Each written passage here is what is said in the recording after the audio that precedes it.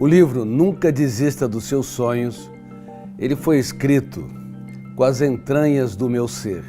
Eu escrevi, me lembro muito bem, durante o processo de construção dos textos, escrevi e reescrevi pelo menos umas 10 vezes e foi escrito de maneira poética.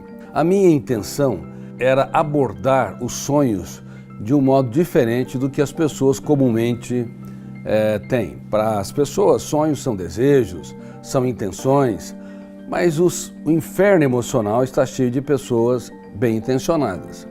Sonhos não são desejos. Sonhos são projetos de vida. Desejos são reações superficiais. Eu desejo ter bons amigos, eu desejo ser um colaborador numa empresa que faz a diferença. Eu desejo ter uma história de amor bela, poética. Eu desejo ser um excelente estudante. Eu desejo ser calmo e eu sou irritadiço. O desejo ou os desejos não resistem aos problemas ou ao calor das dificuldades na segunda-feira. Por isso que 99% dos desejos morrem ao longo da jornada existencial, enquanto sonhos são projetos de vida. Sonhos são elaborados em nossa mente e se tornam partes da nossa essência. E sonhos têm de estar unidos com disciplina. Disciplina é garra, transpiração, labuta, resiliência. Sonhos sem disciplina produzem pessoas frustradas, que não materializam ou não realizam os seus projetos. E disciplina, por sua vez, garra, transpiração, dedicação sem sonhos, é um outro problema. Produz pessoas autômatas, que fazem tudo da mesma maneira, levantam, reclamam, criticam, trabalham, dão as mesmas respostas.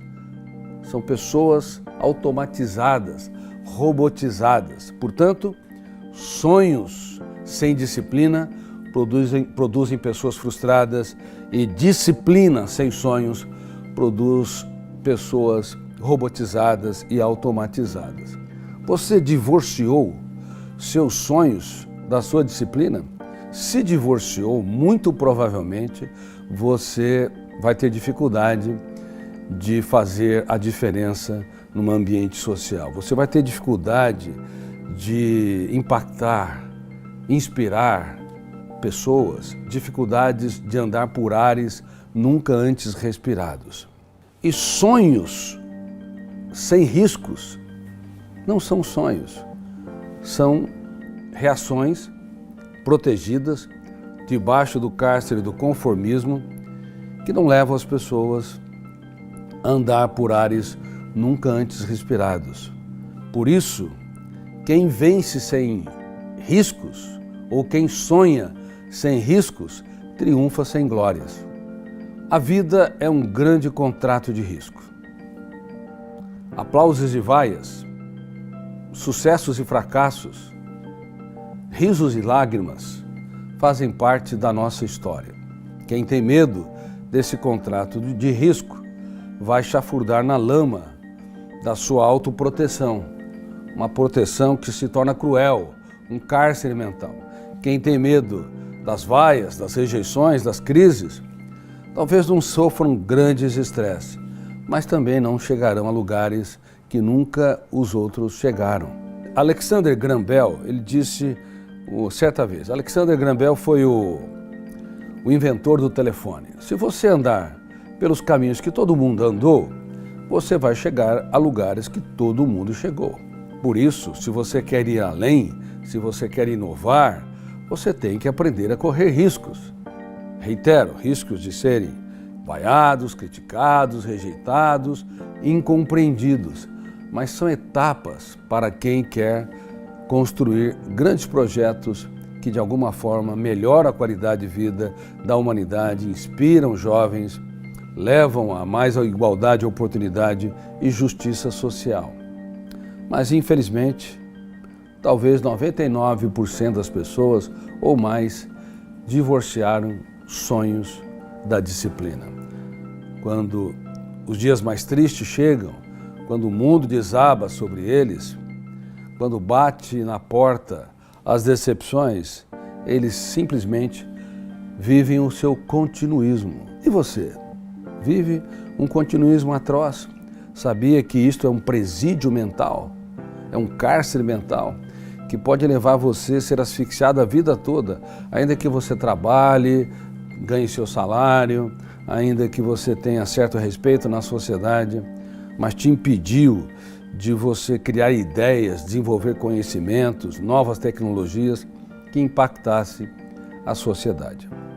No livro Nunca Desista dos Seus Sonhos, eu falo sobre os grandes sonhadores. O primeiro deles é Jesus Cristo. Independente da espiritualidade, da sua divindade, na sua parte humana, ele foi um grande sonhador. Haja vista que ele escolheu um time que só lhe davam dores de cabeça. Um time, por exemplo, formado por Pedro, que era hiperativo, ansioso, irritadiço. João era flutuante, no momento queria abraçar quem estava com dificuldades, no outro queria eliminar quem não andava com seu mestre, portanto era bipolar, personalidade bipolar, não a depressão bipolar. E Tomé era paranoico, acreditava na teoria da conspiração. Você acredita na teoria da conspiração? As vacinas vão nos controlar, elas podem produzir gravíssimas consequências, sem observar os históricos das vacinas e sem observar que sem elas nós não chegaremos a mais de 7 bilhões de habitantes, porque a humanidade arrastou cerca de 800 a 1 bilhão de habitantes por mais de 1000 anos. Ela não aumentou a população.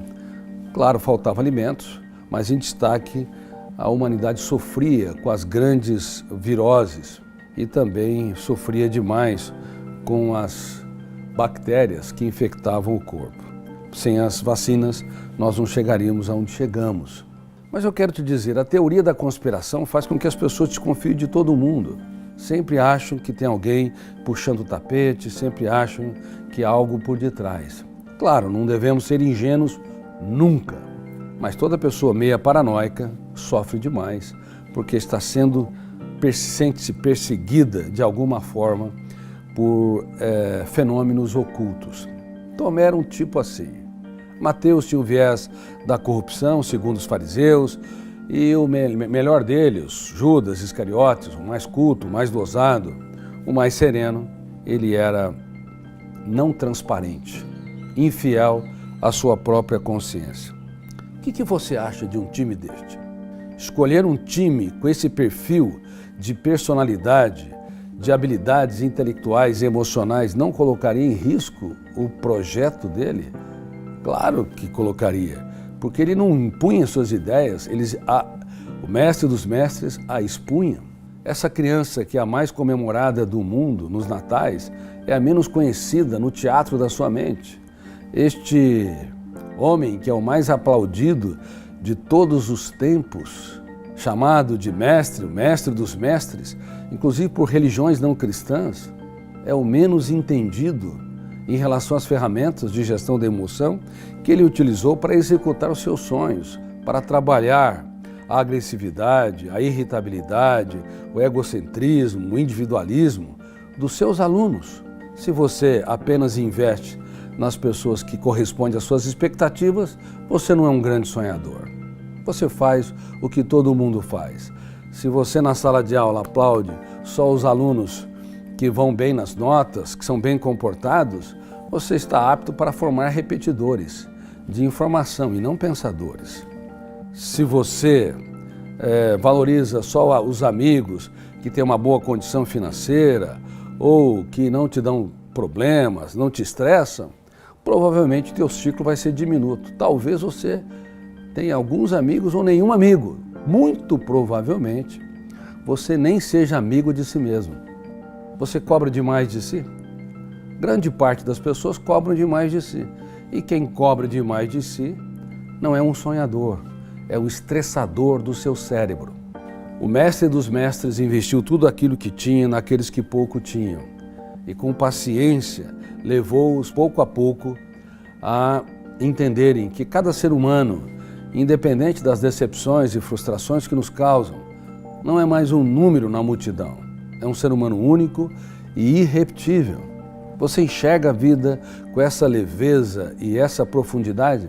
Sinceramente, eu raramente encontrei alguém que enxerga a vida e as relações interpessoais neste nível.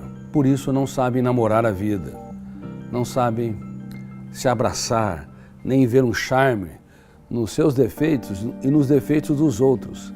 São seres humanos doentes, talvez não estejam classificados na psiquiatria como uma doença chamada transtorno obsessivo-compulsivo, uma síndrome do pânico, uma depressão bipolar, uma psicose. Não está classificado, mas está doente enquanto ser humano que não desenvolveu habilidades como pensar antes de reagir, a empatia, a capacidade de se reinventar, a resiliência, a capacidade de trabalhar perdas, dores e frustrações, a capacidade de dar tantas chances quantas necessárias para si e para os outros. Nesse sentido, muito provavelmente, e eu estou sendo generoso porque é mais do que muito provavelmente, nesse sentido, as sociedades modernas se tornaram um manicômio global. E é isso que eu falo no livro O Futuro da Humanidade, e não apenas no livro Nunca Desista dos Seus Sonhos. O Futuro da Humanidade vai ser filmado pela Netflix no começo do ano, e ele vai para as telas dos cinemas no mundo e também vai para o streaming da Netflix.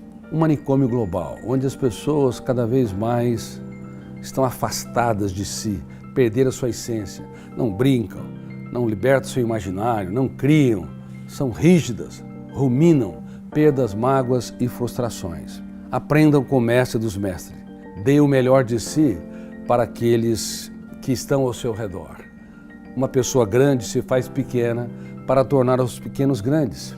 Eu me fiz pequeno, num bom sentido da palavra, quando eu fui convidado por uma nova rede social americana chamada Got Chosen. Você pode encontrar o convite no link da minha bio no meu Instagram, Got Chosen.